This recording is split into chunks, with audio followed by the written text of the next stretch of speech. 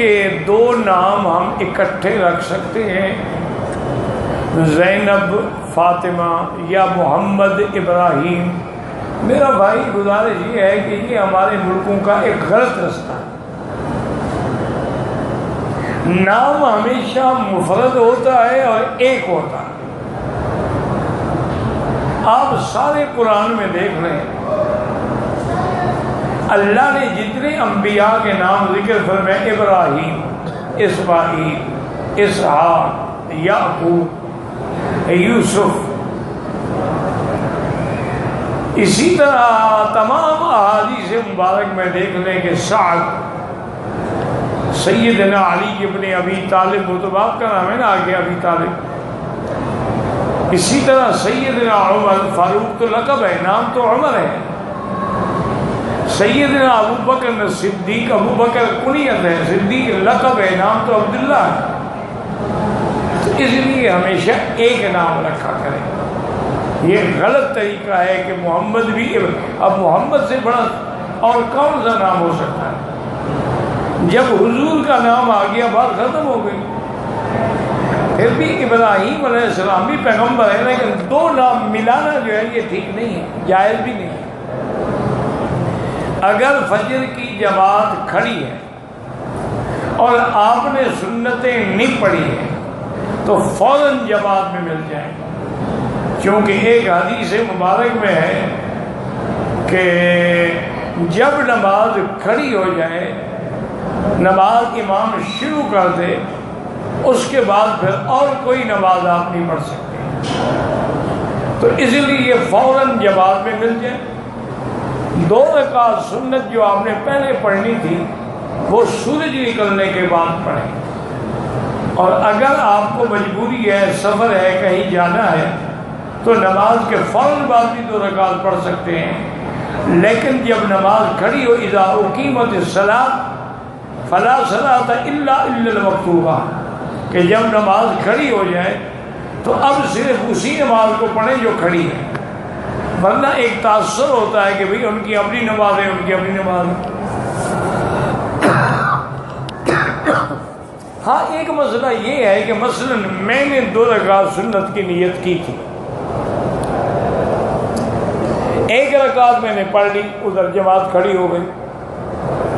تو اب اگر مجھے یقین ہے کہ میں جماعت میں مل جاؤں گا تو دوسری رکعت مکمل کر کے مل جاؤں، کیونکہ میں نے نماز کھڑی ہونے کے بعد نماز شروع نہیں کی، جو حدیث میں منع ہے اذا اقیمت الصلاۃ فلا صلاۃ، جب نماز کھڑی ہو جائے اب اور نماز کی نیت نہ کہ میں تو پہلے کہہ چکا تھا۔ کیا شادی سے پہلے لڑکا لڑکی مل سکتے ہیں؟ شادی سے پہلے نہیں مل سکتے جناب، نکاح کے بعد مل سکتے۔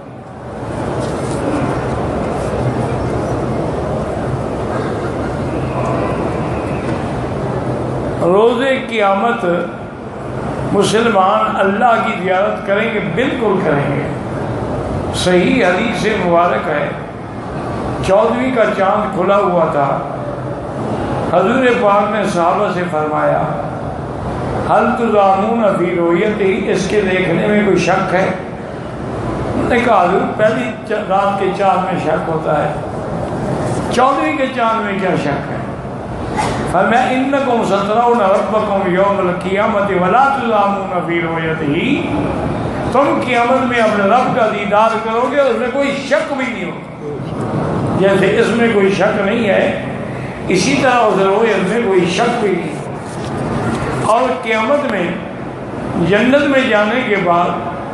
سب سے بڑی نعمت یہی ہوگی کہ اللہ کا ہمیں دیدار نصیب ہو، اسی لیے قرآن میں ہے وجوہ یومئذ ناظرۃ الی ربہا ناظرۃ، اور اسی طرح قرآن میں ہے کلا انہم یومئذ لمحجوبون، کافروں کو دیدار نہیں ہوگا۔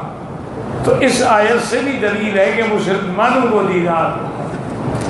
اور پھر یہ بات بھی یاد رکھیں کہ بعض لوگوں کو تو مہینے میں 1 دفعہ دیدار ہوگا،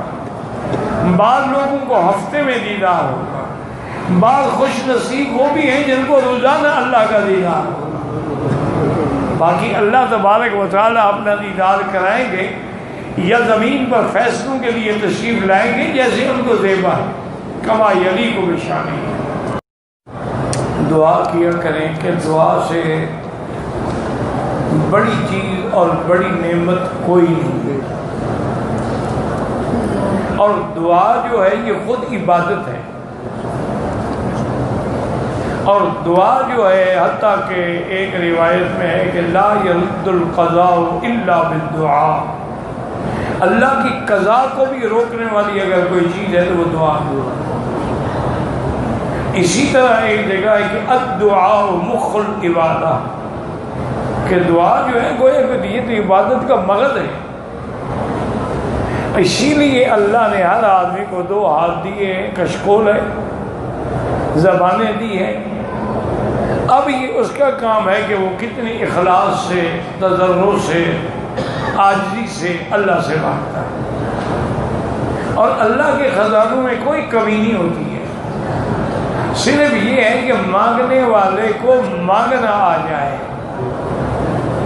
اگر ہم مانگنا ہی نہ جانیں تو اللہ کی نعمت یا رحمت میں کیا کمی ہو سکتی ہے؟ اس لیے، اور دوسری بات یہ بھی یاد رکھیں